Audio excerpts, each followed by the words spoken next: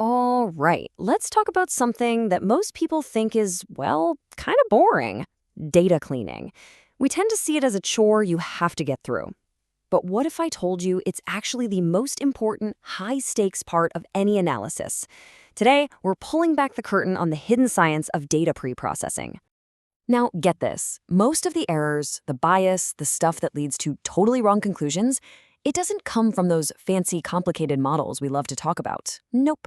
It sneaks in way, way earlier, during this prep phase. This is where the fate of your entire project is really decided. So, first things first, let's just drop the term cleaning. It makes it sound like we're just sweeping the floor, right? But we're not janitors, we're more like structural engineers for data. We're not just removing a mess, we are repairing a structure. Every move we make is a deliberate choice to preserve the meaning that was captured when the data was collected. This isn't busy work, it's a scientific process. And that brings us to a really crucial idea we have to get our heads around. We have this image of raw data as being pure, right? Untouched. But the truth is, it's almost always broken right out of the gate. Let's dig into why that is. If you remember one thing, make it this: raw does not equal ready. It's just never ready for analysis straight out of the box. The simple acts of measuring something, writing it down, and sharing it, all of these things introduce tiny little fractures and flaws in the data structure that we have to carefully repair. And I'm sure you've seen this stuff a million times. These aren't just little software glitches. They're the fingerprints of a messy, real world. You've got numbers that are actually stored as text. You've critical units of measurement just jammed into a cell somewhere. Maybe someone already averaged away your replicate measurements before you even saw the data. And oh, here's a classic: a value was too small for an instrument to pick up, so someone just marked it down as zero. Every single one of these is a structural problem that needs to be fixed. Okay, so let's go a level deeper and talk about one of the trickiest parts of this whole process: how to deal with data that just isn't there. Because, understanding what's missing is often just as important as understanding what you have. Think about it. A blank cell in a spreadsheet is a total mystery. It's a black box. It screams something is missing here, but it whispers absolutely nothing about why. And that why is everything. It tells us what to do next. Did the measurement fail? Did something block it? Or is there another story entirely? You see, scientifically speaking, missing isn't just one thing.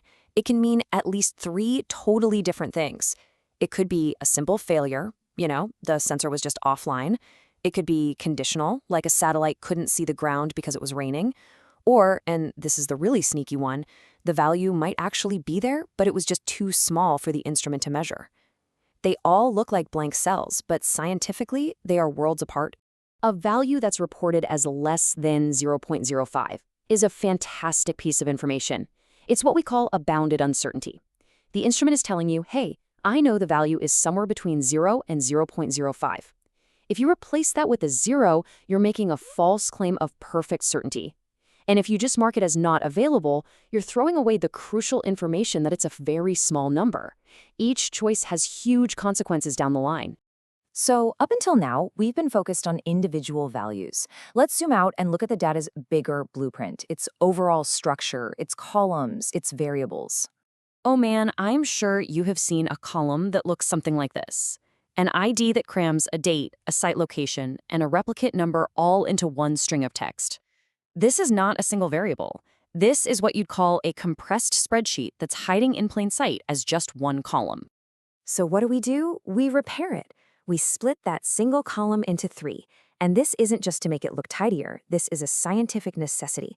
It's how we recover the fundamental dimensions of the experiment: time, space, and replication. Without this step, we can't properly look for trends over time or compare different sites. We'd be throwing away the whole structure of the study. Now, repairing data isn't always about splitting things apart. Sometimes it's about cleverly putting them together. This is a process called feature engineering. But it's not just about cooking up new variables to make your model look better. It's about encoding an actual scientific hypothesis about how the system you're studying works. Every feature you create is really a scientific claim in disguise. For instance, making a ratio of total dissolved solids to conductivity is a way to test a hypothesis about the water's chemical consistency. Taking the log of a nitrate value, that's you saying you think its effect is multiplicative, not additive. A 7-day rolling average isn't just smoothing, it's a hypothesis about how long water sticks around in the system. The bottom line is this: if you can't explain the physical meaning of your feature, you probably shouldn't be creating it. Okay, but what happens when you're getting data from all over the place? Different labs, different instruments, different years. We have to figure out how to harmonize all these different realities. Let me ask you a question. Is 10 always the same as 10? You'd think so, right? Well, in data, not so much. One source might give you a 10 that measures the entire nitrate molecule, while another source's 10 measures only the nitrogen part. They're not comparable. Or what if it's the same sensor, but it got recalibrated between two measurements? The context is different. We call these inconsistencies batch effects. And it is so important to remember that these batch effects are not just random noise that we should try to get rid of, they're actually a signal. They are real structure that was created by the measurement process itself. Our job is to account for them, not just pretend they don't exist. And that brings us to the final and maybe the most critical step of all this, when we try to fuse different data sets together. So, I want you to think for a second. What is the single most dangerous, most high-stakes operation you can do in data preprocessing? Where can you do the most damage, silently, without even realizing it? It's the join, the simple act of merging two tables. Because when you join, say, a rainfall data set with a water quality data set, you are making a huge scientific claim. You are claiming that the rainfall at that specific time and that specific place directly relates to that water sample. A join isn't a database operation, it's a scientific assertion. And this is why, after every single join, you have to audit what happened. How many rows from each table found a match, and maybe even more importantly, how many didn't? You can lose a massive amount of data in a merge. And those unmatched rows, they aren't failures. They're data points telling you a story, telling you that your big assertion might have some holes in it. You have to investigate them. So when you step back and look at the whole picture, where does a model's fate really get decided? Well, it turns out about 80% of the critical thinking, the scientific choices, and the potential for going wrong happens during pre-processing. It's wild, right? We obsess over that last 20%, the modeling, but really most of the game is won or lost before we even get there. So all of this means we need to shift our whole mindset. The goal shouldn't be clean data. I mean, what does that even mean? It's too vague. The goal, the real goal, should be defensible data.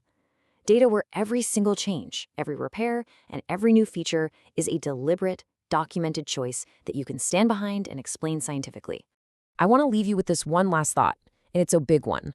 Every choice you make in pre-processing is like a contract you're signing with reality. It's a statement about how the world was measured and what those measurements mean. And if that contract isn't written down, if it's not documented, then it's basically a hidden assumption that could bring your entire analysis crashing down. And that's why this isn't just cleaning. It's the absolute foundation of science.